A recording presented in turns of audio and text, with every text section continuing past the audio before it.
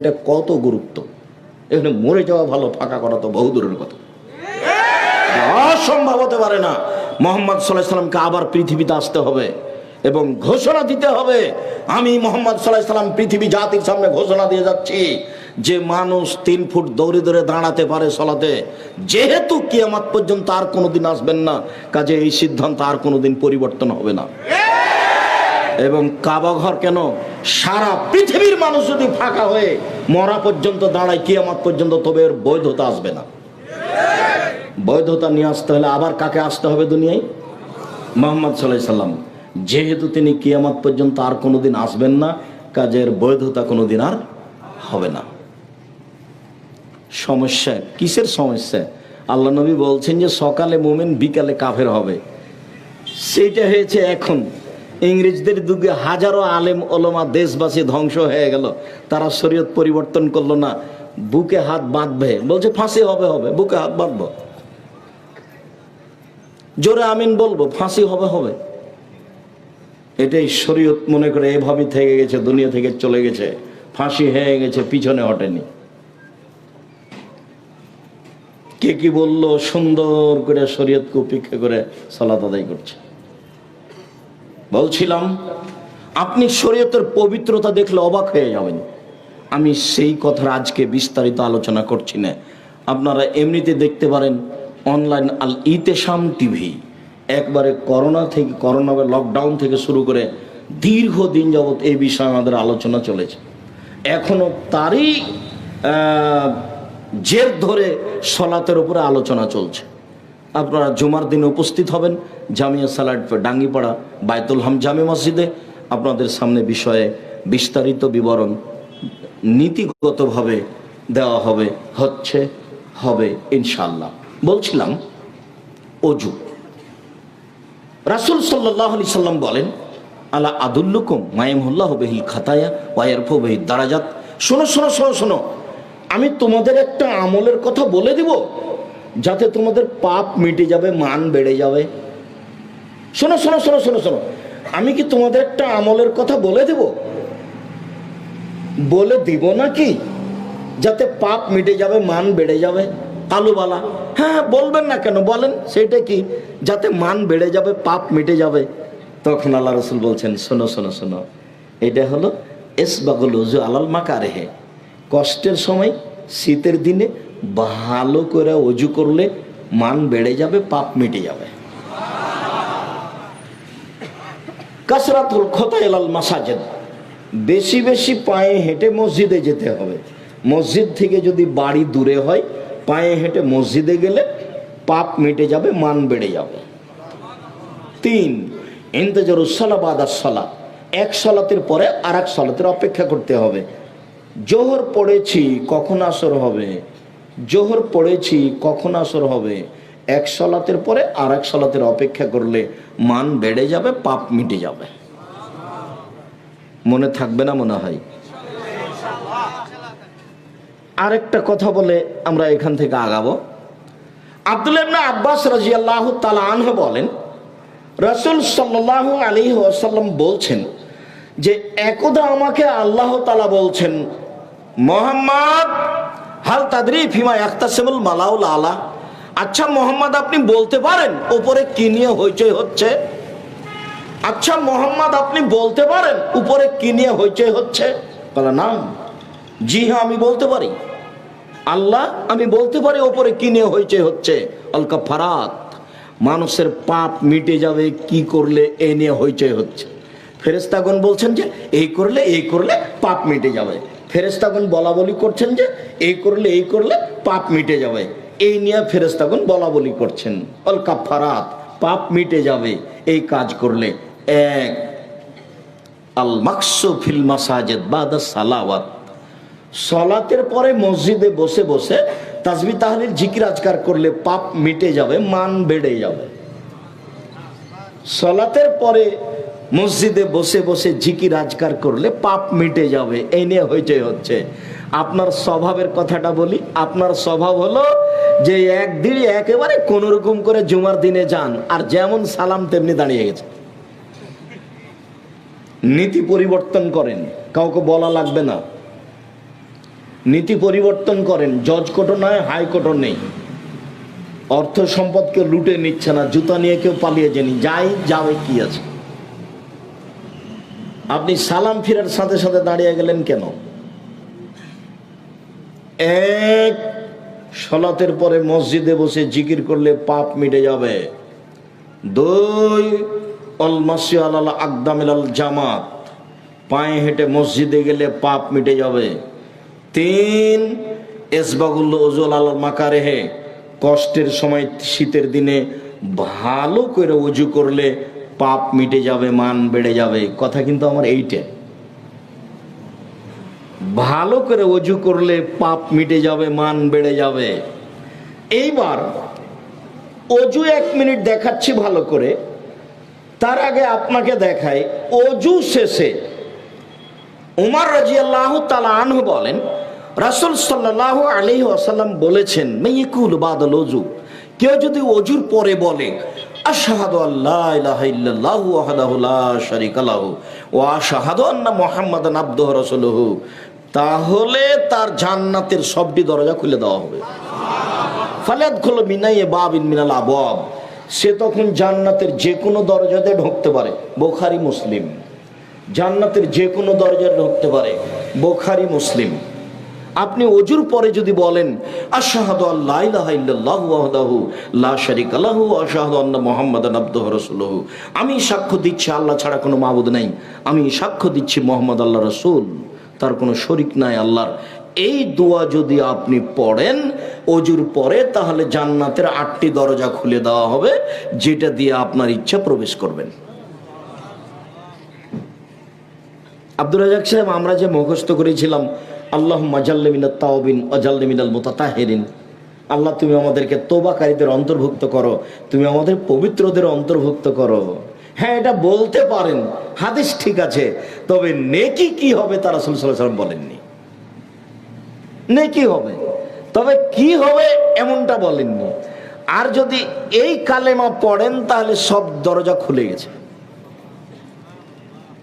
সুন্দর ওযু, 1 মিনিট পেশাব পায়খানা থেকে ফিরে এসে সুন্দর করে ওযু করবেন। আয়েশা রাদিয়াল্লাহু তাআলা আনহা বলেন, কানাত ইয়াদু লিয়ুমনা লিতামিহি ওয়া লিতাহুরিহি, রাসূলের ডান হাতটা ছিল ওযুর জন্য আর খাদ্য পানির জন্য। ইয়াদুহু লিসুরা লেখালাইহি ওমা কানা মিন আদা, বাম হাতটা পেশাব পায়খানার জন্য আর অপবিত্র খারাপ কিছুর জন্য। ভুলেও কোনোদিন বাম হাতে চা পান করবেন না। আর কেউ যদি বাম হাতে চা পান করে তাহলে তাকে ঠেকাবেন, ছি ছি ছি ছি ছি ছি ছি ছি, নাউযুবিল্লাহ। শয়তান খায় বাম হাতে। কে খায়? শয়তান খায়। রাসূল সাল্লাল্লাহু আলাইহি ওয়াসাল্লাম বলছেন, লা ইয়াকুলান্না আহাদুকুম বিশিমালিহি ওয়া লা ইয়াশরাবান্না বিহা, অবশ্যই অবশ্যই তোমাদের কেউ যেন বাম হাতে না খায়, বাম হাতে পান না করে, কেননা শয়তান বাম হাতে খায়, শয়তান বাম হাতে পান করে। বলেও কোনো সময় বাম হাতে কোনো কিছু খাবেন না। সিগারেটটা ধরে আছে বাম হাতে, সিগারেট এমনিতেই হারাম, এটা আরো হারাম হয়ে গেল। বাম হাতে গিলাস ধরবেন না। বক্তব্য শুনে মুনাফিকি করার চেষ্টা করিয়েন না। আমি ব্যক্তিগত কোনো কথা বলিনি, আপনার কিছু উপকার করতে চাই। আপনিও মানুষ, আজ হোক আর কাল হোক একদিন চলে যেতে হবে, এই কথাই ঠিক, আগে হোক আর পরে হোক। দীর্ঘদিন ধরে দেখে আসছিলাম শ্যাম মাস্টারকে, এই নদাপাড়া মাদ্রাসার সাথে জড়িত ছিলেন। হাফিজউদ্দিনকে দেখলাম, তারা আজকে দুনিয়া থেকে চলে গেছেন। তারা অনেক বড় সমাজসেবক ছিলেন। আল্লাহ তাদের জান্নাতবাসী করুক, তাদের কবরের শাস্তি মাফ করুক। এলাকা থেকে যারা চলে গেছে তাদেরকে আল্লাহ জান্নাতবাসী করুক, তাদের কবরের শাস্তি মাফ করুক। সম্মানিত দিনী ভাই বোন, যাওয়ার পালা আছে, আজ হোক আর কাল হোক।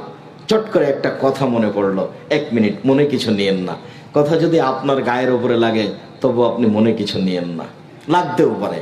যখন আমি এখানে বাসা করি, যখন লেবার মিস্ত্রি কাজ আরম্ভ করেছে, তখন পাড়ার ছেলেরা গিয়ে হাতুড় দিয়ে কয়েকজনকে মেরে তাড়িয়ে দিয়েছে। কি না, তো 50,000 2 লক্ষ টাকা লাগবে। সাহাদাত শাহর কাছে বিচার দেওয়া হলো। তো উনি বললেন ঠিক আছে বিচার করে দেবো। তো গেলাম আমি, তো আরো লোকজন আছে।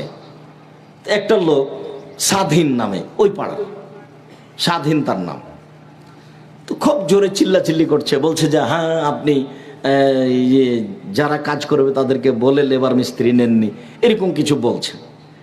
তো অনেক লোকজন আছে। তো ইতিমধ্যে মুকশেদ মন্ডল লাভ দিয়ে উঠে বলছেন, এই তোর কিসের বিচার রে, যা, এখানে কোনো বিচার নেই। তো সাহাদাত হোসেন শাহ তার মুখের উপরে কিছুই বললেন না, একেবারে কিছুই না, চুপ হয়ে থেকে গেল। বৈঠক ভেঙে গেল, সবাই চলে গেল। আমাকে বলে পাঠানো হলো যে ওনাকে কাজ করতে বলবেন, কোনো সমস্যা নেই।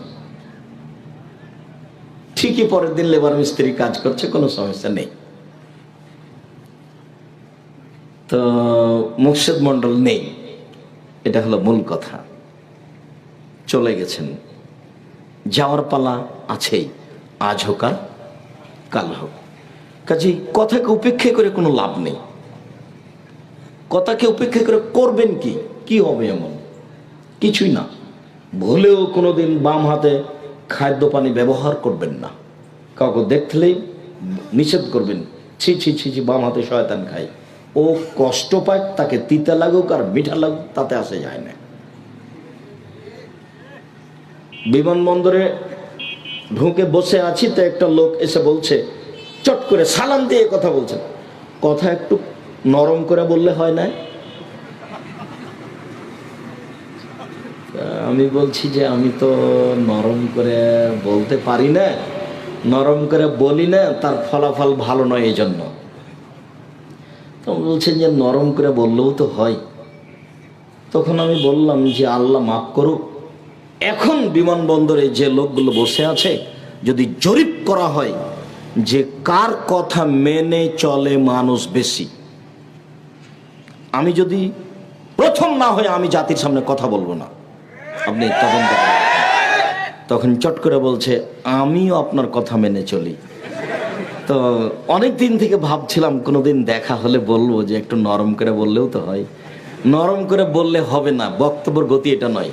এই যা খাতাবা, যখন আল্লাহ রাসূল বক্তব্য দিতেন, অহমারা তাই না হো, তার দুই চোখ লাল হয়ে যেত, ওয়াস্তাদা গাজাব হো, তার রাগ বেশি হয়ে যেত, ওয়ালা সাউত হো, তার কণ্ঠ উঁচু হয়ে যেত, কান মনোজোরা যায়, যেন তিনি সৈন্য দলকে ধমক দেখাচ্ছেন, এই করতে হবে সেই করতে হবে। এটা যেন তার বক্তব্যের গতি, যেখান দিয়ে যাবে কেটে ছিঁড়ে চলে যাবে, 20 বছর পরে যেন মনে থাকে। তার নাম বক্তব্য। সে পক্ষে থেকে আর বিপক্ষে থাকে, সে বিপক্ষে থেকে তো বুঝেছে, বিপক্ষে আছে মানে কথাও বুঝেছে। আপনি কথা উল্টে ধরলে আমার আসে যায় না, আমি ওই হিসাব করি না। মক্কা মদিনায় যদি কিয়ামত পর্যন্ত মানুষ ফাঁকা হয়ে দাঁড়ায়, তবু আমি আব্দুর রাজ্জাক বিন ইউসুফ আমার হায়াতের বৈধতার ফতোয়া দেব না। সারা দুনিয়া তো বহু দূরের কথা। এবং আমি তখন কোরআন হাদিস আমার সাথে থাকবে না এই কথা আমি বলবো না। আমি বলবো আমার সাথে কোরআন হাদিস আছে, এই কথা আমি বলবো। আমি তো কোনো বিপদেই পড়িনি। বিপদে পড়লেই ভুল পথে যাব এরকম অনুমোদন আছে কি না, বিপদেই পড়লাম না তার আগে শরীয়তের সঙ্গে এত কিছু আচরণ, ধর্ম পাগল হয়ে গেছে। ধর্ম রাজশাহী চাঁপাইনবাবগঞ্জের হাওয়াই লাড্ডু, দোনো হাত মে লাড্ডু হয় চায় উসকো খালে। ধর্ম পাগল হয়ে গেছে। মোহাম্মদ সাল্লাল্লাহু আলাইহি সাল্লামের নীতি কি পরীক্ষা করে মানুষ ধর্ম দেখাচ্ছে। শুনুন সম্মানিত দিনী ভাই বোন, ভুলেও কোনোদিন খাওয়ার জন্য, পবিত্রতার জন্য বাম হাত ব্যবহার করবেন না। পেশাব পায়খানায় বাম হাত ব্যবহার করবেন, শয়তান বাম হাতে খায়। সুন্দর করে ওযু হয়েছে, দোয়া পড়েছি, এইবার সালাত। ওই দিকের আলোচনাটা লম্বা করলাম না, এইখানে একটু আলোচনা করে যাব। সেই জন্য আল্লাহু আকবার বলে সালাতে দাঁড়াতে হবে। আবু হুরায়রা রাদিয়াল্লাহু তাআলা আনহু বলেন, কানা নবী সাল্লাল্লাহু আলাইহি সাল্লাম ইফতাতিহু ইসকুতু বাদা তাকবীরে বাইনা তাকবীরে ওয়া বাইনাল কিরাতে ইসকাতাতান। আল্লাহ রাসূল আল্লাহু আকবার বলার পরে কিছুক্ষণ থেমে থাকতেন। আল্লাহু আকবার বলার পরে কিছুক্ষণ থেমে থাকতেন।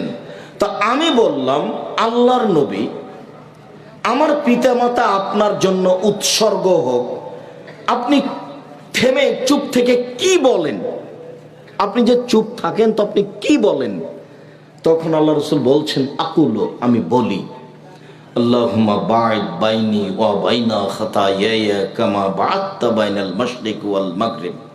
হে আল্লাহ, তুমি আমাকে আর আমার পাপকে অত দূরত্বে করে দাও, আমার মাঝে আর আমার পাপের মাঝে এত দূরত্ব করো, পূর্ব এবং পশ্চিম একটা থেকে আর একটা যত দূরত্বে রয়েছে, মানে পাপ যেন আমার ধারে কাছে না আসে। আল্লাহ নাক্কিনি মিনাল খাতায়া কামা ইয়ানাক্কাস সাবুল আবিজ মিনাদ দানাস।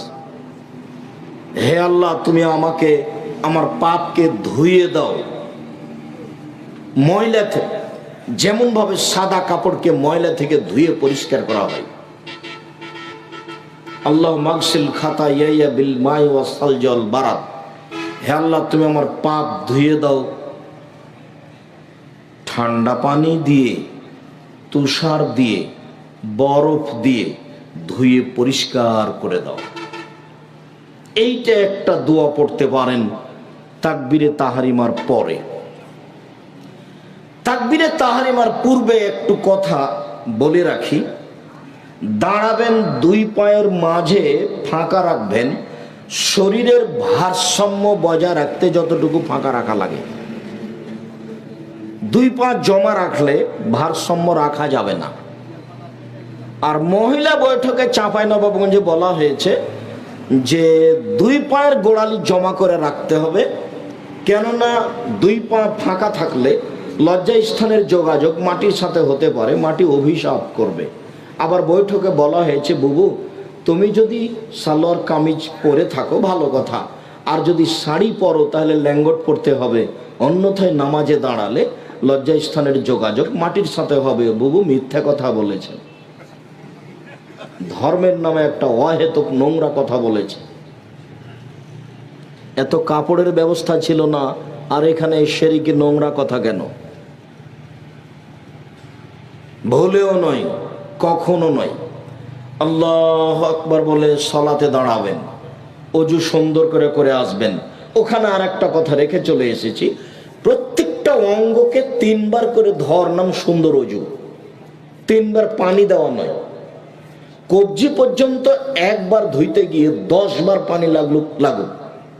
সম্পূর্ণ যখন ভিজে গেছে তখন একবার ধোয়া, ভিজা জায়গায় পানি দিয়ে ধর নাম দ্বিতীয়বার ধোয়া, ভিজা জায়গায় পানি দিয়ে ধর নাম তৃতীয়বার ধোয়া। এ হলো সুন্দর অজু। কথা বুঝাতে পারিনি?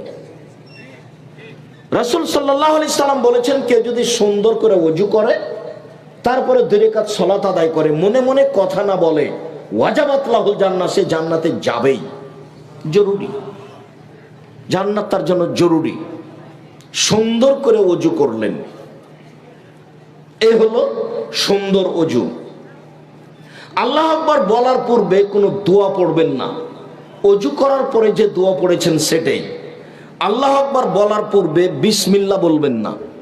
আল্লাহু আকবার এটা খুব পাওয়ারফুল শব্দ, খুব ক্ষমতাধর। আল্লাহু আকবার, এর পূর্বে বিসমিল্লাহির রহমানির রহিম, আল্লাহু আকবার জিনা। অজু করার সময় বিসমিল্লাহ বলবেন। যদি অজুর সময় বিসমিল্লাহ না বলেন তাহলে অজু হবে না, এই কথা রাসূল সাল্লাল্লাহু আলাইহি সাল্লাম বলেন। অজু করার পরে মহিলাদের মাথা থেকে কাপড় পড়ে গেলে অজু ভেঙে যাবে, কথা মিথ্যে। অজু করার পরে নখ কাটলে অজু ভেঙে যাবে, কথা মিথ্যে। অজু করার পরে বাচ্চাকে দুধ খাওয়ালে অজু ভেঙে যাবে, কথা মিথ্যে। অজু করার পরে কুকুর ছুঁয়ে নিলে অজু ভেঙে যাবে, কথা মিথ্যে। অজু করার পরে অজু ভেঙে যায় না। কি করলে অজু ভাঙে? পেশাব করলে, কি করলে? পায়খানা করলে, কি করলে? বায়ু আসলে, কি করলে? ঘুমিয়ে গেলে, কি করলে? উটের গোস্ত খেলে। এছাড়া ঘেরা গোসলখানায় পরনে কাপড় নেই, খালি গায়ে গোসল করছেন, এরপর অজু ভেঙে যাবে না। লজ্জা স্থানে যদি হাত পড়ে অজু করা গোসল করার সময়, তাহলে কি অজু ভাঙবে না? জিনা ভাঙবে না, পুরুষ নারীর কারো ভাঙবে না। কেউ যদি উত্তেজিত অবস্থায়, যৌন উত্তেজিত অবস্থায় পুরুষ বা নারী যদি এই বিশেষ অঙ্গে হাত লাগায়, তাহলে অজু ভেঙে যাবে। তাছাড়া অজু ভাঙবে না, স্বাভাবিক গোসলে অজু ভাঙবে না। একাধিক সহিহ হাদিস আমরা সময়ে পেশ করেছি। অজুর ব্যাপারে গুরুত্বপূর্ণ কথা থেকে গেল। আল্লাহু আকবার বলে সালাত আরম্ভ করবেন, তবে হাত উঠাবেন কাঁধ পর্যন্ত। কিছু হাদিসে এসেছে কাঁধ সামনাসামনি, কিছু হাদিসে এসেছে কানের লতি সামনাসামনি, কিছু হাদিসে এসেছে কান সামনাসামনি। তাহলে কান সামনাসামনি, কানের লতি সামনাসামনি, কাঁধ সামনাসামনি। সবচেয়ে উপরে গেল কান, তারপরে কানের লতি একটু নেমে আসলো, তারপরে কাঁধ সামনাসামনি আর একটু নামলো। আল্লাহ আকবার বলে এরকম করবেন না। আল্লাহ আকবার, আল্লাহ আকবার, এরকম করবেন না। বুঝাতে পারিনি? এই মাপে সুন্দর করে হাত উঠাবেন। আল্লাহ আকবার। তারপরে বুখারী মুসলিমের হাদিস, কানাস ইউমারুনা আইয়াজার রাজুলু এদাহুল ইমনা আলা জিরাহিল ইসরা। বলা হতো যে, রাসূলের যুগে বলা হতো যে মানুষ ডান হাত বাম হাতের বাহুর উপরে রাখবে, ডান হাত বাম হাতের বাহুর উপরে রাখবে। এবার ধরেন নাভির নিচে যেতে পারবে না। তিনটি সহিহ হাদিস বুকের উপরে রাখা, কবজির উপরে কবজি। চারটি জয়ীফ হাদিস নাভির নিচে রাখা। নাভির নিচে রাখার কোনো হাদিস গ্রহণীয় নেই। বুকের উপরে রাখবেন, হাদিস সহিহ। তারপরে এই সানা পড়বেন, তারপরে আপনি বলবেন আউযু বিল্লাহি মিনাশ শাইতানির রাজিম, মারদুদ বিতাড়িত শয়তান থেকে পরিত্রাণ চাচ্ছি। বিসমিল্লাহির রহমানির রহিম, পরম দয়াতা দয়ালুর নামে আরম্ভ করছি। আউযুবিল্লাহ বিসমিল্লাহর এখানে জরুরি কথা যে, যদি কোরআন মাজিদের আয়াত আরম্ভ করেন তাহলে আউযুবিল্লাহ, আর যদি আয়াত বলতে কোরআন মাজিদের প্রথমে হয়, শুরুতে হয়, তাহলে আগে আউযুবিল্লাহ তারপর বিসমিল্লাহ। আবার ভালো করে মনে করবেন, প্রথমে শুরু করলেন আউযুবিল্লাহ বিসমিল্লাহ বলে সূরা ফাতিহা, তো এখন আউযুবিল্লাহ বিসমিল্লাহ দুটাই বলতে হবে।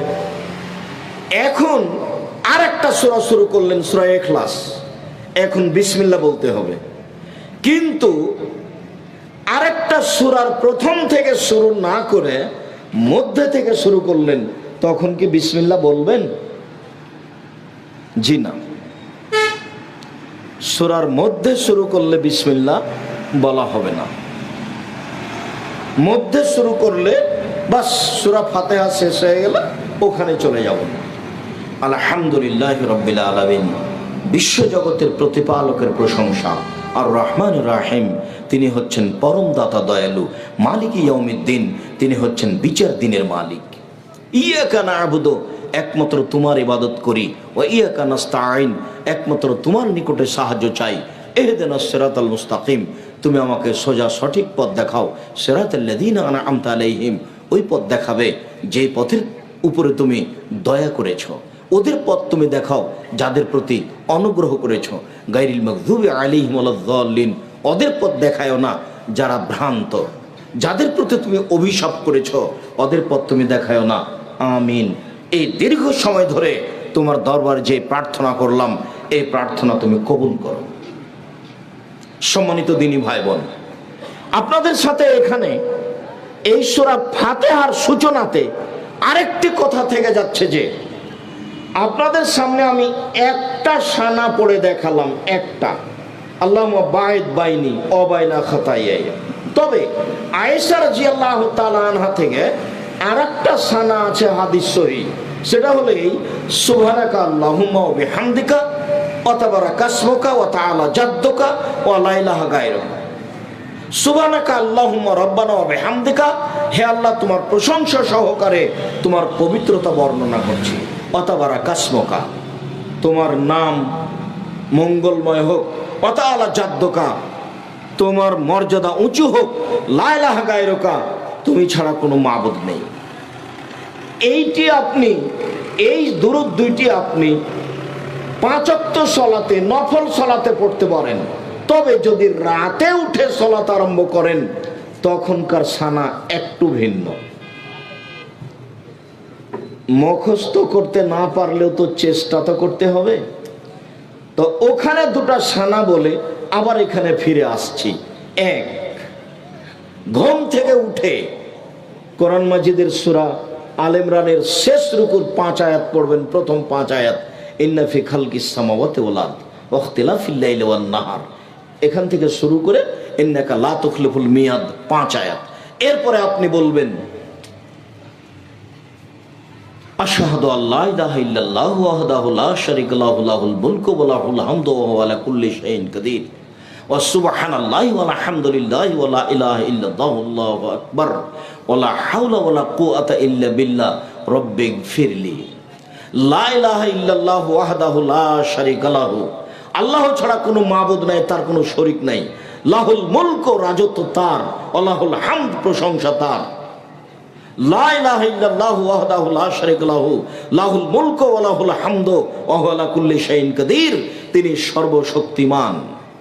ওয়া সুবহানাল্লাহি ওয়া আলহামদুলিল্লাহ, আল্লাহর পবিত্রতা বর্ণনা করি। আলহামদুলিল্লাহ, প্রশংসা আল্লাহর। ওয়া লা ইলাহা ইল্লাল্লাহ, আল্লাহ ছাড়া কোনো মাবুদ নাই। আল্লাহু আকবার, তিনি মহান। লা হাওলা ওয়া লা কুওয়াতা ইল্লা বিল্লাহ, বাহ্যিকভাবে এবং আন্তরিকভাবে নড়াচড়া করার কোনো শক্তি নেই।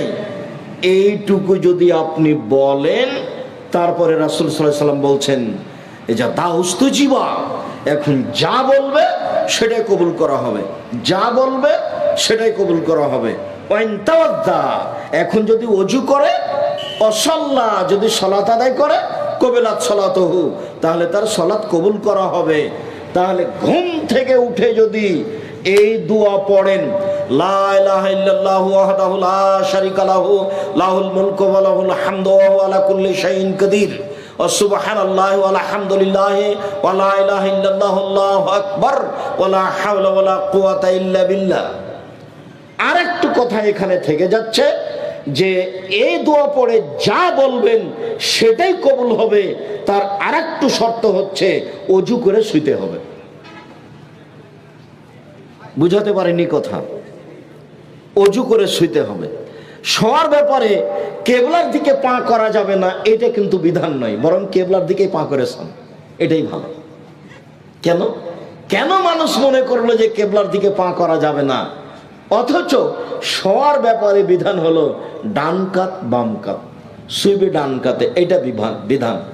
কেবলা হলো পেশাব পায়খানার ব্যাপারে, পেশাব পায়খানা করতে পারবে না কেবলার দিকে মুখ করে, কিন্তু কেবলার দিকে পা করে শোয়া যাবে না এই কথা মিথ্যে। অতএব এটা উল্টা ভাবে ধরতে হবে, কেবলার দিকে পা করে শোন। তাহলে বাড়ির সবাই জেনে নেক যে না, কেবলার দিকে পা করাতে কোনো সমস্যা নেই।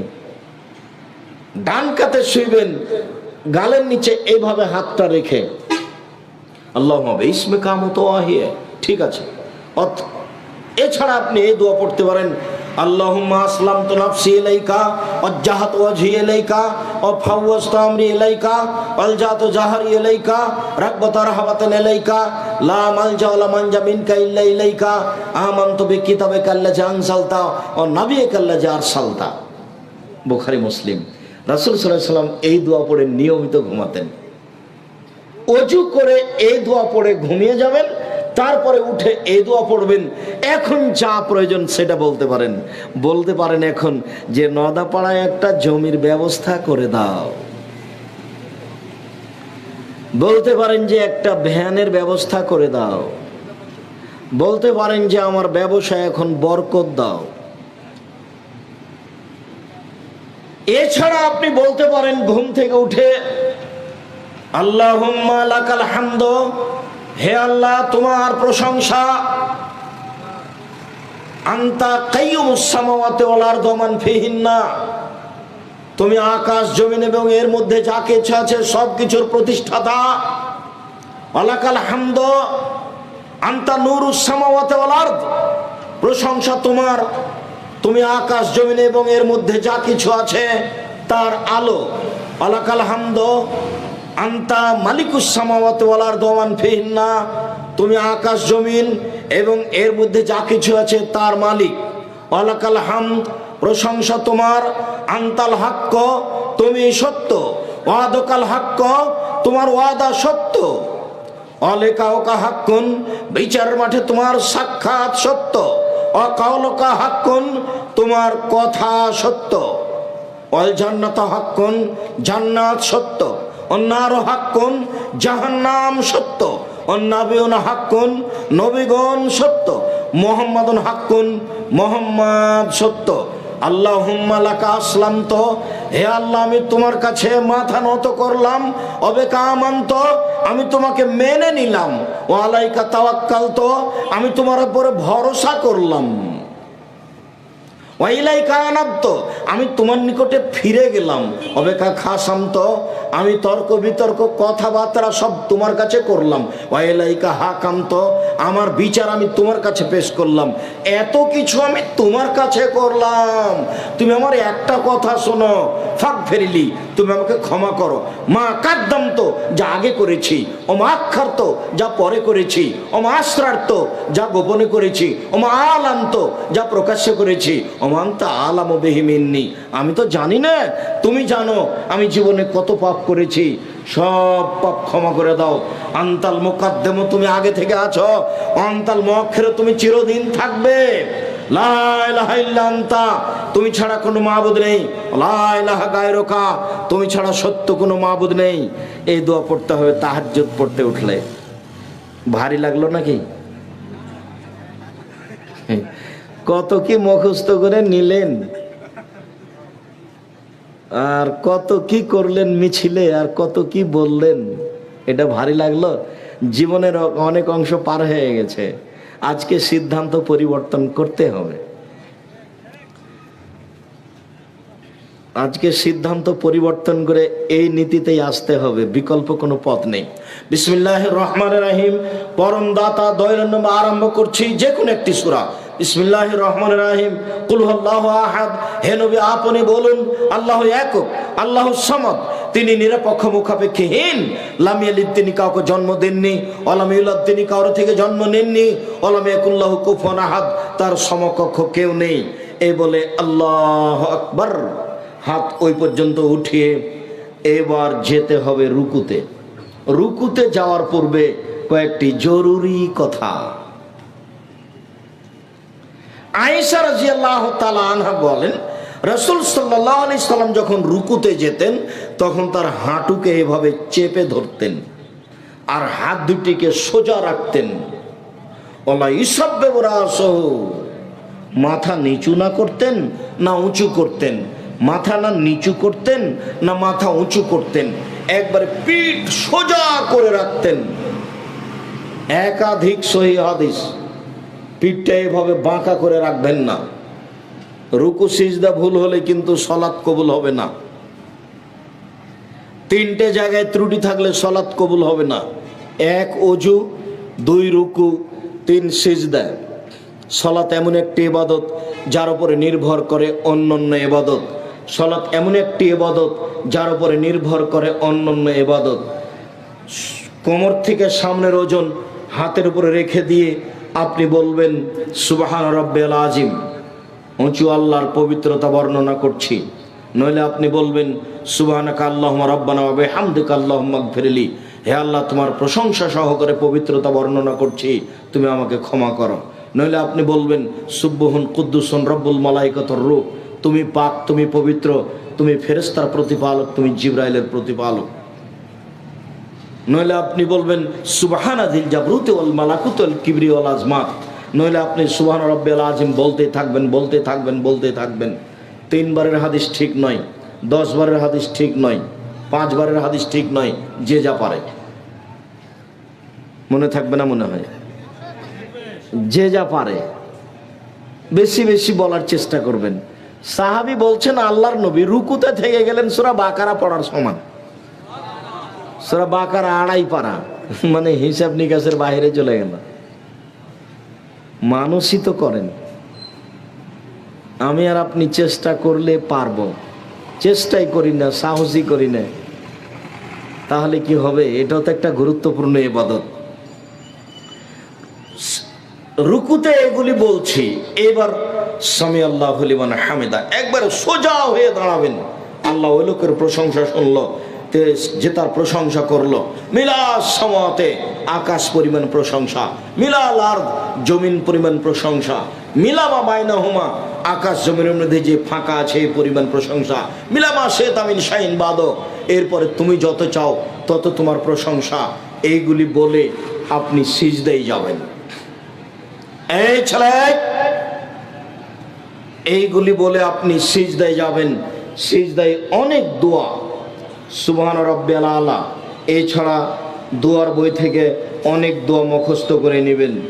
অন্যথায় কোরআনের আয়াত ব্যতীত যত হাদিসের দোয়া মুখস্থ আছে সব বলবেন। যদি ঋণ কর্জ থাকে তাহলে বলবেন আল্লাহ মাগফি নিবে হালালে কান হারামেক অগ্নি নিবে ফাদলে কামান সেওয়াকা। আর যদি খুব পাপ ক্ষমা চাচ্ছেন তাহলে বলবেন আল্লাহ ইন্নাকা আফুবুন তুহিব্বুল আফওয়া ফাফু আন্নি, হে আল্লাহ তুমি ক্ষমাশীল, ক্ষমাকে ভালোবাসো, আমাকে ক্ষমা করো। আর যদি মনে করেন যে আমি কত কি চাচ্ছি ঠিক বলতে পারি না, অনেক কিছু চাই, বাড়ি ঘর জমি জায়গা চাই, তাহলে আপনি বলবেন আল্লাহুম্মা রাব্বানা আতিনা ফিদ দুনিয়া হাসানাতাও ওয়া ফিল আখিরাতি হাসানাতাও ওয়া কিনা আযাবান নার। যখন আপনি এই আয়াতের সাথে আল্লাহুম্মা লাগিয়ে দিবেন তখন এটা আর কোরআন মাজিদের আয়াত থাকবে না। কোরআন মাজিদের আয়াত রুকু সিজদায় পড়া নিষেধ, কিন্তু যখন আপনি এভাবে বলবেন আল্লাহুম্মা রাব্বানা আতিনা ফিদ দুনিয়া হাসানাতাও ওয়া ফিল আখিরাতি হাসানাতাও ওয়া কিনা আযাবান নার, হে আল্লাহ তুমি আমাকে ইহকালে কল্যাণ দাও, পরকালে কল্যাণ দাও, তুমি আমাকে জাহান্নাম থেকে বাঁচাও, তখন এটা হাদিসের দোয়া হয়ে যাবে। আপনি সিজদায় এই দোয়া পড়তে পারেন। সিজদায় বেশি বেশি দোয়া কবুল হয়। রাসূল সাল্লাল্লাহু আলাইহি সাল্লাম বলেছেন সিজদা হচ্ছে দোয়া কবুলের জন্য উপযুক্ত জায়গা। রাসূল সাল্লাল্লাহু আলাইহি সাল্লাম বলেন উমিরতু নাসজুদ আলা সাবাতে আজম, আমাকে 7 হাড়ের উপরে সিজদা করতে বলা হয়েছে। নাক কপাল 1, 2 হাত 3, 2 হাঁটু 5, 2 পায়ের বৃদ্ধাঙ্গুল, এ হলো 7 হাড়ের উপরে সিজদা করতে বলা হয়েছে। নাক কপাল একবারে আগিয়ে রাখবেন যাতে করে আপনার এই শরীরটা লম্বা হয়, আর পাগুলি জমা করে রাখবেন, 2 পায়ের মাঝে ফাঁকা রাখবেন না। হাতগুলিকে কানের পাশে রাখবেন, নইলে কাঁধ সামনাসামনি রাখবেন, উঠিয়ে রাখবেন। রাসূল সাল্লাল্লাহু আলাইহি সাল্লাম বলেছেন কুকুর যেভাবে হাত মাটির উপরে বিছিয়ে দেয় তোমরা এইভাবে হাত মাটির উপরে বিছিয়ে দিও না, কোনোইকে উঁচু করে রাখো। নারী পুরুষ সবাই কোনোই উঁচু করে রাখবে। আপনি বলবেন সুবহান রাব্বিয়াল আলা, আরও অনেক দোয়া। এরপরে আপনি উঠে আসেন আল্লাহুম্মা গফিরলি ওয়ারহামনি ওয়াহদিনি ওয়াফিনি ওয়ারযুকনি, হে আল্লাহ তুমি আমাকে খেতে দাও, আমাকে রুজি দাও, আমাকে বরকত দাও, আমাকে বেকায়দায় ফেলো না। এরপরে আপনি আবার সিজদায় যাবেন, দোয়া পড়বেন, যত দোয়া আপনার মুখস্থ আছে কোরআন মাজিদের আয়াত ব্যতীত। এরপরে উঠে আসেন, এ হলো 1 রাকাত, এভাবে আর 1 রাকাত। এবার আপনি আত্তাহিয়াতের বৈঠকে বসেছেন, বাম হাতের আঙ্গুলগুলি জমা জমা করবেন, বাম পায়ের পাতার উপরে বসবেন, ডান হাত এই 2টি আঙ্গুল জমা করবেন, তৃতীয় আঙ্গুলের নখের উপরে বৃদ্ধ আঙ্গুলের পেটটা রেখে হাঁটুর করে রেখে দিবেন। এই আঙ্গুলটা অবিরাম নড়বে, এই আঙ্গুলটা অবিরাম নড়বে। আত্তাহিয়াতু লিল্লাহি ওয়াস সালাওয়াতু ওয়াত তাইয়্যিবাতু, সমস্ত ইবাদত আল্লাহর জন্য। আসসালামু আলাইনা ওয়া আলা ইবাদিল্লাহিস সালিহিন, শান্তি আমাদের উপরে, শান্তি সকল ভালো মানুষের উপরে। আশহাদু আল্লা ইলাহা ইল্লাল্লাহু ওয়াহদাহু লা শারীকা লাহু ওয়া আশহাদু আন্না মুহাম্মাদান আবদুহু ওয়া রাসূলুহু, আমি সাক্ষ্য দিচ্ছি আল্লাহ ছাড়া কোনো মাবুদ নেই, আমি সাক্ষ্য দিচ্ছি মুহাম্মদ সাল্লাল্লাহু আলাইহি সাল্লাম তার বান্দা এবং তার রাসূল। আল্লাহুম্মা সাল্লি আলা মুহাম্মাদি ওয়া আলা আলি মুহাম্মাদ কামা সাল্লাইতা আলা ইব্রাহিম ওয়া আলা আলি ইব্রাহিম ইন্নাকা হামিদুম মাজিদ, হে আল্লাহ তুমি মুহাম্মদ সাল্লাল্লাহু আলাইহি সাল্লাম ও তার বংশধরের প্রতি শান্তি অবতীর্ণ করো যেমনভাবে ইব্রাহিম আলাইহিস সালাম ও তার বংশধরের প্রতি শান্তি অবতীর্ণ করেছিলে। তুমি প্রশংসনীয়, তুমি জ্ঞানী। আল্লাহুম্মা বারিক আলা মুহাম্মাদি ওয়া আলা আলি মুহাম্মাদ কামা বারাকতা আলা ইব্রাহিম ওয়া আলা আলি ইব্রাহিম ইন্নাকা হামিদুম মাজিদ। হে আল্লাহ, তুমি মুহাম্মদ সাল্লাল্লাহু আলাইহি সাল্লাম ও তার বংশধর প্রতি বরকত নাজিল করো, যেমনভাবে ইব্রাহিম আলাইহিস সালাম ও তার বংশধর প্রতি বরকত নাজিল করেছিলে। তুমি প্রশংসনীয়, তুমি জ্ঞানী। আল্লাহুম্মা ইন্নী যালামতু নাফসি যুলমান কাসীরা। হে আল্লাহ, জীবনে খুব পাপ করেছি, ফাগফিরলি, তুমি আমাকে ক্ষমা করো। মাগফিরাতাম মিন ইনদিক, ক্ষমা একমাত্র তোমার পক্ষ থেকে হয়ে থাকে। ওয়ারহামনি, তুমি আমার উপর দয়া করো। ইন্নাকা আনতাল গাফুর রহিম, তুমি যে দয়াশীল, তুমি যে ক্ষমাশীল। তুমি যদি দয়া না করো, তুমি যদি ক্ষমা না করো, কে আমার প্রতি দয়া করবে, ক্ষমা করবে? আল্লাহুম্মা নাউযু বিকা মিন আযাবি জাহান্নাম। হে আল্লাহ, আমি তোমার কাছে জাহান্নাম থেকে বাঁচতে চাই। ওয়া আউযু বিকা মিন আযাবিল কবর, আমি তোমার কাছে কবরের শাস্তি থেকে বাঁচতে চাই। ওয়া আউযু বিকা মিন ফিতনাতিল মাসীহিদ দাজ্জাল, তোমার কাছে দাজ্জালের ফিতনা থেকে বাঁচতে চাই। ওয়া আউযু বিকা মিন ফিতনাতিল মাহি ওয়াল মামাত, তোমার কাছে বাঁচতে চাই ইহকালের বিপদ। তোমার কাছে বাঁচতে চাই বড় পরকালের বিপদ। তোমার কাছে বাঁচতে চাই ইহকালের বিপদ হতে, তোমার কাছে বাঁচতে চাই পরকালের বিপদ হতে। আল্লাহুম্মা নাউযু বিকা মিনাল মা'সা ওয়াল মাগরাম, তোমার কাছে বাঁচতে চাই ঋণ কর্য হতে, তোমার কাছে বাঁচতে চাই বড় পাপ হতে। ভুলেও কোনো দিন ঋণ কর্য নিয়ে ব্যাংক থেকে টাকা উঠিয়ে ব্যবসা করবেন না। ব্যাংকে চাকরি করেন, সেই জন্য লোন নিয়ে বাড়ি করেছেন, মরলেই বোঝা যাবে কাজ উলট পালট হয়ে গেছে। আল্লাহ রাসূল বললেন, এ লোকের ঋণ আছে। জি, তা আমি গেলাম, তোমরাই জানাজা করো। যার ঋণ আছে তার জানাজা নেই। ভুলে কোনোদিন ঋণ নিয়ে জীবিকা নির্বাহ করার চেষ্টা করবেন না। আমি আপনাদের বহুদিন পরামর্শ দিয়েছি, এমনভাবে ব্যবসা শুরু করেন 200 টাকা হলেই হবে। 200 টাকার ব্যবসা দেশে আছে, তা আপনি কোটি টাকা দিয়ে ঋণ নিয়ে কাজ করতে যাবেন কেন? কথা চট করে এই কথাটাতে মনে পড়ে গেল। আব্দুল্লাহ যে কথা বলল যে রাজশাহীতে বোনকে জমি দেওয়া হয়, তো সেই লোক কি যেন ডক্টরেট করছে কি বিষয়ে, তো আমার কাছে আসলে সে কিছু জিজ্ঞাসা করছে। তো জিজ্ঞাসার এক পর্যায়ে আমাকে বলছে যে আপনার আব্বা তো মারা গেছেন। জি, তো জমি জায়গা? আমার আব্বাকে মাটি দেওয়ার পরে জমি জায়গা ভাগ করার পরে খেয়েছি। বলছে যে আমি এই কথাটা নোট করে নিলাম, এই কথাটা আপনার থেকে যাবে আমার বইয়ে, সেটা আপনার ব্যাপার। আমার আব্বাকে মাটি দিয়ে এসে আগে জমি জায়গা ভাগ করে খাওয়া দাওয়া করেছি। যদি জমি জায়গার ভাগ আমরা নিই না, আমি তো কিছু চিনি, আমার ছোট ভাই জমি চিনি না। যেটুকু আমার আবার জমি, আমার বোনেরা ওদের স্বামীরাই জমি চাষ করে খায়, আমরা ওটা নিয়ে কোনোদিন খেয়াল করিনি, ওটা হিসাবও করি না। ওখানে কি হয় তা কোনোদিন জিজ্ঞাসাও করি না। তো আমি আপনাদের অনেক বলেছি অনেক সময় যে আপনার দাদা মারা গেছেন, তো আপনার বাপ জমি ভাগ পাবে সকালে আর আপনার ফুফু পাবে বিকালে, এরকম কি না? দুইজন একসাথেই, দুইজন একসাথে। এটাই শরীয়ত এবং এটাই ভাবতে হবে। কারো হক মেরে খেয়ে এই জীবিকা নির্বাহ করে কোনো সফলতা আসবে না। জীবিকা নির্বাহের উপরে খুব সতর্ক হয়ে যান। এইসব জীবিকা নির্বাহের প্রয়োজন নাই, যাতে অবৈধ উপার্জন আছে। মধ্যখানে আরেকটা জরুরি কথা থেকে গেল, জীবনে একটা কাজ কোনো সময় আপোষ করবেন না, সেটা হলো সলাত, নামাজ। একটু পরে পড়ব, এই কথা জীবনে কোনো দিন বলবেন না। 2, হালাল রুজি জীবন বাজি রেখে হলেও করতে হবে। 3, কোরআন মাজিদ তেলাওয়াত করা। 4, দোকানপাটে বসে গল্প জমাবেন না। এই 4টে কথা মনে রাখবেন। আমি সলাতের শেষের দিকে আসছি, তবে আপনাকে আমি জরুরি অনুরোধ করে সলাতের সাথে সাথে এই 4টে কথা মনে রাখার জন্য অনুরোধ জানাচ্ছি। 1, 5 ওয়াক্ত সলাতের সাথে কোনো সময় আপোষ করবেন না, ছেলে মেয়ে বউ বেটি সবাই। 2, হালাল রুজি। 3, কোরআন তেলাওয়াত। 4, দোকানপাটে বসে গল্প।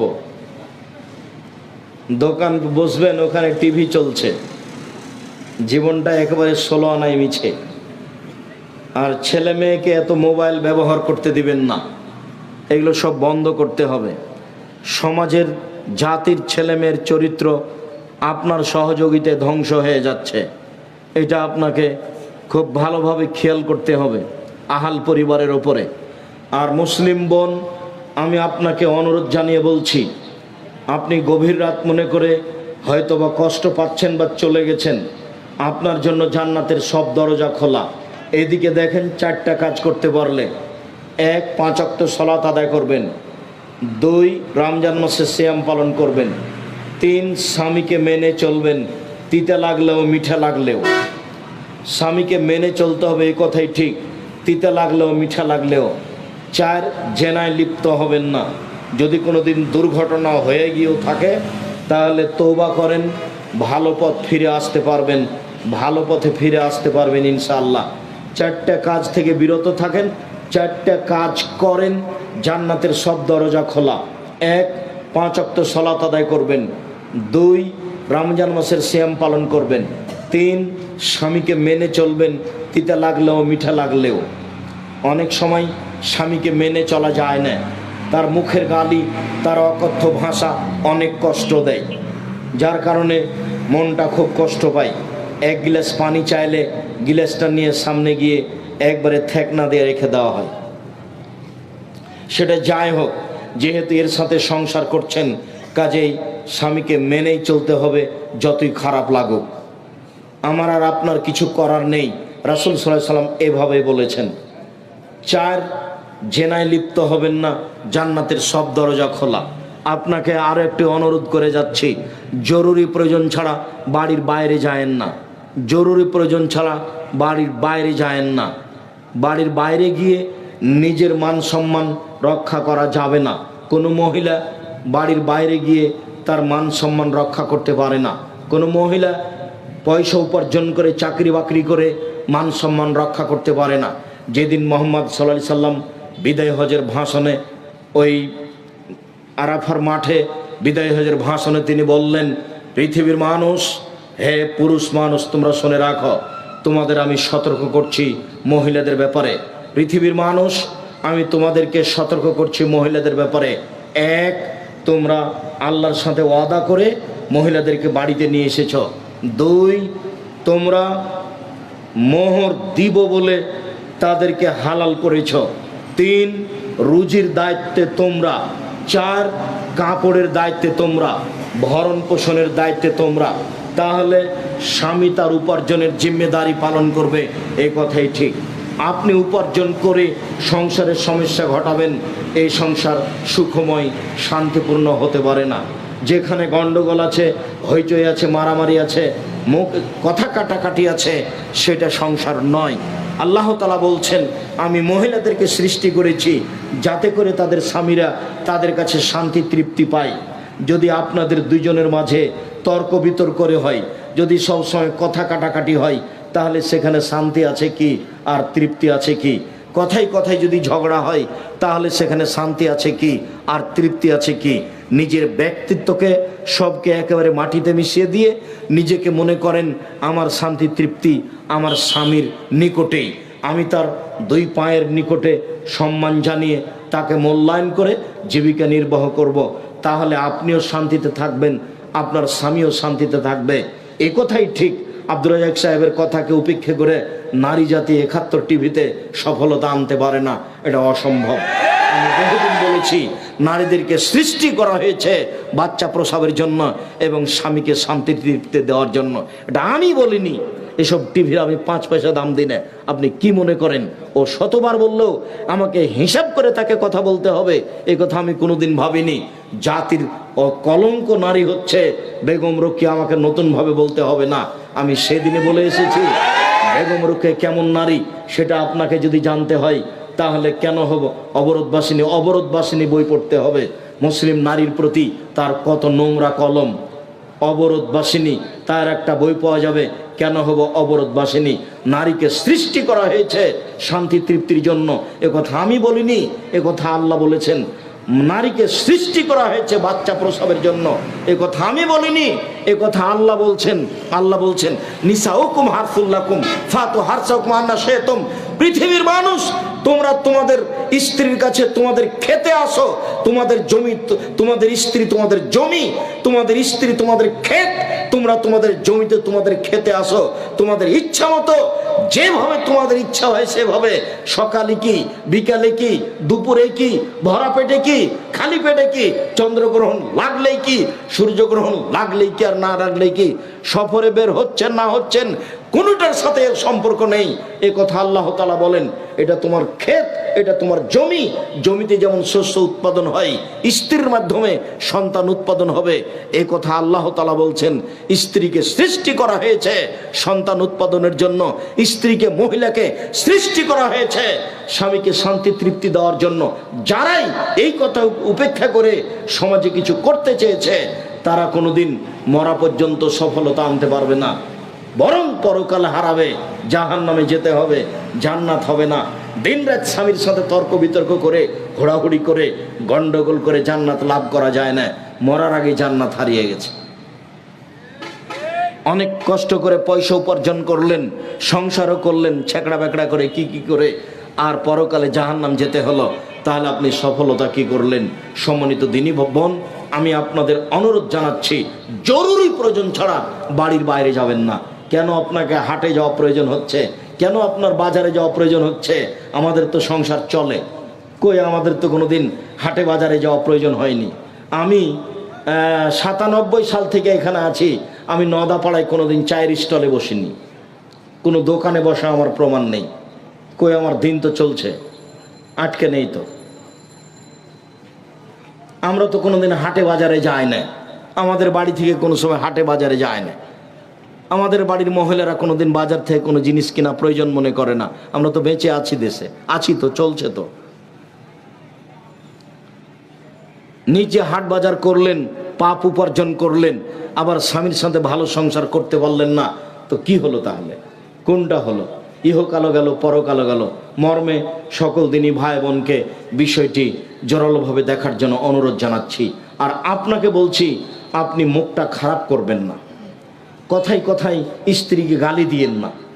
শুধু 24 ঘন্টা মোবাইল যদি খোলা থাকে, তাহলে আমার মনে হয় যে শতকরা 30-40% খালি এইটাই ফতোয়া যে ও রাগ করে স্বামীকে তালাক, স্ত্রীকে তালাক দিয়েছে। এত তালাক দেওয়া লাগে কেন? খালি তালাক কেন? বউ উল্টা চলছে, একটু মারতে হবে। আল্লাহ মারার কথা বলছেন, নবী মারার কথা বলছেন, তা আপনি কেন বউ তালাক দিতে গেলেন? কথায় কথায় তালাক কেন? এত তালাক কেন? আপনি একটু সতর্ক হতে পারেন না? মুখটা বন্ধ রাখবেন, একটু ধৈর্যশীল হবেন। পুরুষ মানুষকে একটু ধৈর্যশীল হতে হবে, মহিলা মানুষ তো অত ধৈর্যশীল নয়। এ কথা আল্লাহ বলছেন, এ কথা নবী বলছেন। আপনি কেন মুখের উপরে তর্ক করেন? আপনি একটু ঠান্ডা হন, আপনি একটু ধীর মেজাজের হন। তার ছাড়া তো আপনার চলে না। রান্না তো তাকেই করা লাগে, আপনার কাপড় চোপড় তো তাকেই দেখা লাগে, আপনার বাসা বাড়ি ঘর তো তাকেই দেখা লাগে। তো তাকে মারেন কেন, গালি দেন কেন?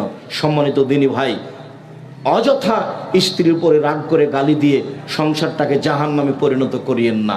শাদি জাহান্নাম বিয়ে হয়, শাদি জান্নাত বিয়ে হয়। বিবাহ জাহান্নামও বটে, বিবাহ জান্নাতও বটে। জোর করে স্বামী স্ত্রী মিলে এই সংসারটাকে জাহান্নামে পরিণত করিয়েন না। মর্মে শেষের দিকে এসে জরুরি দু একটি কথা। তার একটি কথা হলো এই, আমার জীবনে বড় স্বাদ, এদেশের মাটিতে আমি উন্নত মানের প্রতিষ্ঠান গড়বই ইনশাআল্লাহ। এটা আমার জীবনে বড় স্বাদ। 2016 সালের 17 ফেব্রুয়ারি রোজ বুধবার বিকাল 4টা 4:30টার সময় জামিয়া সালাফিয়া ডাঙ্গিপাড়া পবারাজের ফাঁকা মাঠে বলেছিলাম, আমার হাতে টাকা নাই, এ কথা সত্য, এখানে প্রতিষ্ঠান গড়বে, এ কথা সত্য, ইনশাল্লাহ গড়বে। কিভাবে হবে তা আমি জানি না, তবে হবে নিশ্চিত, ইনশাল্লাহ হবে। বিশাল প্রতিষ্ঠান, এদেশের সবচেয়ে বড় প্রতিষ্ঠান। প্রায় 1240 জন ছাত্র ছিল এবছরের জানুয়ারিতে ভর্তি। অনেক 715 জন ছিল মেয়ে। দুই প্রতিষ্ঠান মিলে 156 জন শিক্ষক শিক্ষিকা। একদিন তো 17 লক্ষ টাকা বেতনের কথা বলছিলাম, এখন অনেক বেশি। সব ব্যবস্থা আল্লাহর পক্ষ থেকে হচ্ছে। আপনাকে খালি বলছে আপনি একটু দোয়া করবেন। সহযোগিতা সবাই করতে পারে না, খালি একটু বলবেন আল্লাহ তুমি জামিয়া সালাফিয়াকে কবুল করো, এটা আমার দাবি। আমার মনে বড় স্বাদ, এদেশের মাটিতে আমি উন্নত মানের প্রতিষ্ঠান গড়বই গড়ব ইনশাআল্লাহ। 2013 সালের 24 আগস্ট রোজ মঙ্গলবার জামিয়া সালাফিয়া রূপগঞ্জ, নারায়ণগঞ্জ, ঢাকা, এই মাটিতে আমি বলেছিলাম আমার হাতে টাকা নেই, এ কথা সত্য, এখানে প্রতিষ্ঠান গড়বে, এ কথা সত্য, ইনশাআল্লাহ গড়বেই গড়বে। ওই প্রতিষ্ঠানে এখন 550 শতক জমিন কেনার সিদ্ধান্ত নিয়েছে, প্রায় 250 শতক কিনা হয়ে গেছে আলহামদুলিল্লাহ। বিশাল ভূখণ্ডের উপরে এই প্রতিষ্ঠান গড়বে ইনশাআল্লাহ, প্রায় 25-30 বিঘা। আমি আপনাদের কাছে দুয়ার ভিখারি। ওপরে যদি একটু নড়চড় হয়ে যায় তাহলে কিছু করা যাবে না, আর উপর যদি ঠিক থাকে তাহলে এগুলো সব সহজ ঠিক। এই জন্য আমার দাবি আন্তরিকভাবে, আপনি আমার দিনী ভাই, আপনি আমার দিনী বোন, একটু জামিয়া সালাফের জন্য দোয়া করবেন। জামিয়া সালাফের সাথে আরও যত প্রতিষ্ঠান রয়েছে, অনলাইন আল ইতেশাম টিভি রয়েছে, জামিয়া সালাফের সাথে আপনার এই মাসিক আল ইতেশাম পত্রিকা রয়েছে। যাওয়ার সময়তে কেউ খালি যাবেন না, 20-25-30 টাকা দিয়ে একটা পত্রিকা হাতে নিয়ে যাবেন। আর এই সলাতুর রসুল বনাম প্রচলিত সলাত, রাসূল সাল্লাল্লাহু আলাইহি সাল্লামের সলাত বনাম প্রচলিত সলাত, অনেক দিন থেকে আমার সাধ ছিল সলাতের উপরে, নামাজের উপরে একটা বই লেখা। আমরা সম্ভবপর সুন্দর করে উপযুক্তভাবে বের করার চেষ্টা করেছি। সলাতুর রাসূল সহ আর আব্দুল্লাহর তো মিন্নাতুল বাড়ি আছে, আর দোয়াগুলি তো আপনি এই দোয়ার বইয়ে পাবেন। যত বই আপনি স্টেজে দেখছেন, বিশেষভাবে পত্রিকা মাসিক আল ইতেশাম, বইগুলি সংগ্রহ করার অনুরোধ রেখে সকল দিনী ভাই বোনকে 5 ওয়াক্ত সালাতের প্রতি গুরুত্ব আরোপ করার অনুরোধ রেখে যুবকদেরকে সতর্ক জানিয়ে যে তোমরা দোকানপাটে বসে সময় নষ্ট করো না, পড়াশোনার মধ্যে থাকিও, আর অযথা কারোর সাথে গল্প করে পরকাল হারায়ও না। আর যে কাজে তোমরা ব্যস্ত হয়েছো সেই কাজকে নিয়মিত বহাল রাখার চেষ্টা করিও। আমরা আন্তরিকভাবে তোমাদের জন্য দোয়া করি। সকল দিনই ভাই বোনকে আমরা স্টেজ থেকে বইগুলি সংগ্রহ করার জন্য অনুরোধ জানাচ্ছি। 20-25-30 টাকা দিয়ে বই কিনা থেকে কেউ চলে যাবেন না, মনে করেন নাই যেটাতে সাধারণ শ্রম আছে, অনেক পরিশ্রম, অনেক পরিশ্রমের ফলাফল এটা। মাসিক আল ইতেশাম পত্রিকার ফতোয়া বিভাগের সদস্য 10 জন মুফতি দিয়ে মাসিক আল ইতেশাম পত্রিকা বের হয়।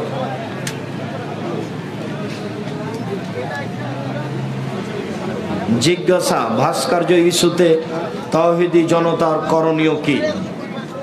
ভাস্কর্য মূর্তির মধ্যে কোনো পার্থক্য নেই, এইসব বক্তব্য আমার কঠোরভাবে আছে, নতুনভাবে কিছু বলার প্রয়োজন আছে তা আমি মনে করি না। আর যারা পার্থক্য দেখিয়েছে ভাস্কর্য মূর্তির, তাদের বিচার 2 বার হবে, ইহকালও হবে, পরকালও হবে, তা হবেই। এসব জাতির সামনে মূর্খামি পেশ করার কোনো অর্থ আসে না। নূহ আলাইহিস সালামের যুগে যেই ভাস্কর্যগুলো করা হয়েছিল সব পরহেজগার মানুষের ছিল। এক ভাই বলেছেন সবচাইতে বড় শিরক হলো আল্লাহর আইন ব্যতীত অন্য আইন প্রতিষ্ঠা থাকলে, অর্থাৎ মানব রচিত আইন থাকলে মানুষের অন্য ইবাদত কবুল হবে না। কথাটা ঠিক হয়নি, ওটা একটা মহাপাপ। আল্লাহর সাথে শিরক করা সবচেয়ে বড় পাপ। এটা শিরকের অন্তর্ভুক্ত কিনা এটাই অস্পষ্ট। কবরে গেলে সবচেয়ে বড় পাপ হয়, কবরের কাছে কিছু চাইলে বড় পাপ হয়, পীর সাহেবের কাছে বাচ্চা চাইলে বড় পাপ হয়, কবরে মানত মানলে বড় পাপ হয়। দিনী ভাই বোন সবাই বইগুলির প্রতি লক্ষ্য রাখবেন। আর মিন্নাতুল বারী হচ্ছে আব্দুল্লাহর লেখা, বুখারীর বাংলা ব্যাখ্যা ব্যতিক্রম। বুখারীর বাংলা ব্যাখ্যা মিন্নাতুল বারী, অন্যান্য যা বই আছে সবই দেখবেন। আর উপদেশ বই তো আছেই, যখন যে আলোচনা করি সেটা উপদেশ বইয়ে আছে। আজকের যে আলোচনা করছিলাম এটা উপদেশ বইয়ে আছে। ওস্তাজি প্রশ্ন উত্তর পর্ব আছে। আচ্ছা, ইমাম যদি পীরের মুরিদ হয় তাহলে তার পিছে সালাত হবে কি? জি না, ইমাম পীরের মুরিদ হলে তার পিছনে সালাত হবে না, তার আকীদা ঠিক নেই। কেউ যদি নবীকে, নূরের তৈরি নবী, গায়েব জানে, নবী হাজের নাজের এমন আকীদা রাখলে তার পিছনে সালাত হবে? জি না। শায়েখ আসসালামু আলাইকুম, আমার মেয়ের জন্মের 7ম দিনে আকিকা দিই এবং মাথার চুল মণ্ডন করি, তার কি আর চুল মণ্ডন বা ছাঁটাই করা যাবে? করতে পারেন, না করাই ভালো। সমস্যা হলে করতে পারেন। মেয়েদের আর চুল কাটার কথা দেখা যায় না, চাচার কথা দেখা যায় না, ছোট করার কথা আছে। রাসূল সাল্লাল্লাহু আলাইহি সাল্লামের বাবা মা কি জাহান্নামী নাকি জান্নাতি? রাসূল সাল্লাল্লাহু আলাইহি সাল্লাম জাহান্নামের কথাই বলেছেন। রাসূল সাল্লাল্লাহু আলাইহি সাল্লাম মায়ের জন্য সুপারিশ, ক্ষমা চাওয়ার অনুমতি চেয়েছিলেন, আল্লাহ ক্ষমা চাওয়ার অনুমতি দেননি। আর নিজের চাচা চোখের সামনে ওনাকে কালেমা পড়াতে পারেননি, ও জাহান্নামে যাবে। যে সামনে যিনি লালন পালন করেছেন, ঘরে রেখেছেন, বিপদে আপদে তাকে জান্নাতে নিয়ে যাওয়া যাচ্ছে না? বাপ মা জান্নাতে যাবে না।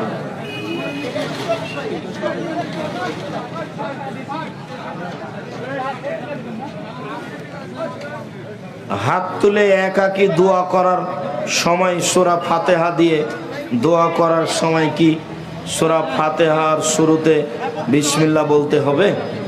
সূরা ফাতিহা পড়লে তো আউযুবিল্লাহ বিসমিল্লাহ বলতে হবে। যখনই পড়েন আউযুবিল্লাহ বিসমিল্লাহ দিয়ে সূরা ফাতিহা শুরু করবেন, ফাতিহা শেষ আর না হলে কিছু অংশ পড়ার পরে এ পড়বেন, বলেন তো কি? ইসমে আজম,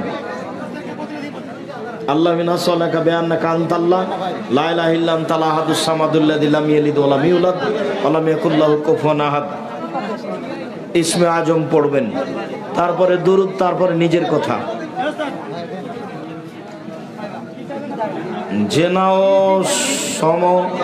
সমকামী থেকে বিয়ে কি কাফারা দিতে হয়?